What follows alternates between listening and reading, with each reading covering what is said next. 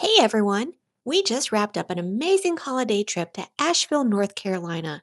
But honestly, we were a bit nervous heading in. Hurricane Helene hit hard back in 2024, so we wondered if the area would even be ready for tourists. But Asheville is fully open, super vibrant, and welcoming visitors with open arms. And every local was genuinely thankful that we came because every visitor really supports their ongoing effort. We had the most magical holiday trip, so I'm sharing our highlights: epic Biltmore Christmas magic, day and night, the stunning Omni Grove Park Inn, incredible food, beer, local shopping, and the absolute surprise favorite, a hilarious comedy bus tour. Asheville is ready and waiting. If you're new to our channel, we're Kinny and JJ. We're here to share with you the real details for trip planning, like actual costs, accommodation reviews, things to see, and things you can skip. Our goal is to help you plan unforgettable trips with confidence. If that's something you're into, please like and subscribe to our channel and share with a friend. So let's jump right in. Asheville is nested in the Blue Ridge Mountains along the French Broad River. The city is spread out across valleys and hills with stunning elevation changes. The two main ways of getting to Asheville is either fly into Asheville Regional Airport, which is about 20 minutes from downtown, or drive, which is what we did, traveling with our pup. For lodging, we selected a pet-friendly VRBO rental in the heart of downtown with amazing mountain views and a heated balcony.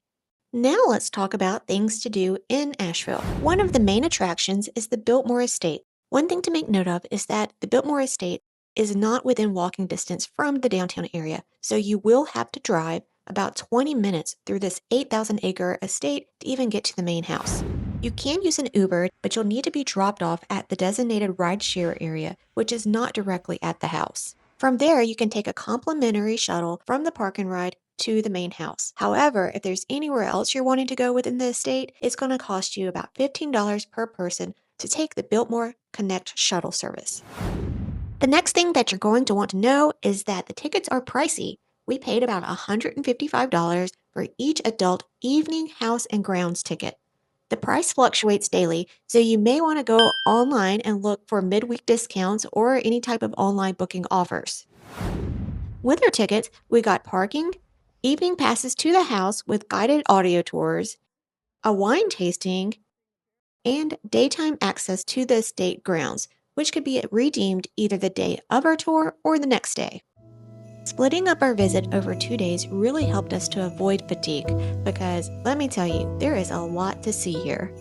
The house itself is 178,000 square feet with 250 rooms and 65 fireplaces. The house was built between 1889 and 1895, opening up on Christmas Eve 1895. So it makes it pretty fitting to come here and visit it during the Christmas season.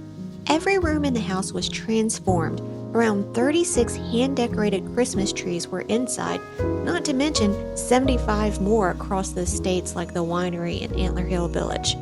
Over 25,000 ornaments in total and thousands of wreaths and poinsettias.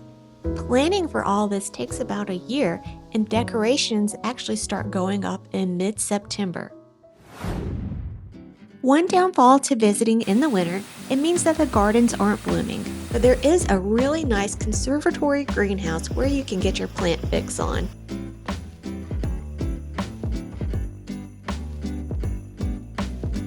And all of the hiking trails are open and pet-friendly, so it's a great place for walking with your dog on this massive 8,000-acre estate. Next on our list of things to do is visit the stunning Omni Grove Park Inn.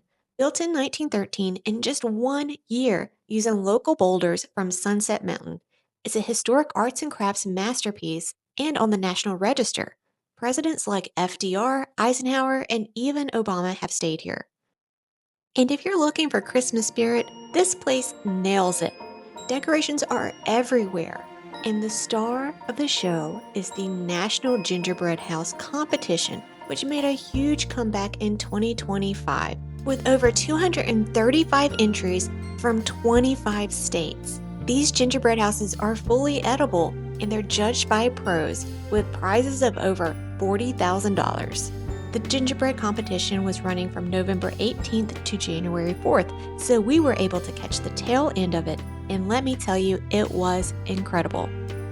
Even if you're not staying at the Omni, the public can access on certain days and times, so just check for parking and events on the Omni website. And one little extra tip is that right next to the Omni, there is Grovewood Village, which has a gallery and a car museum that's pretty interesting.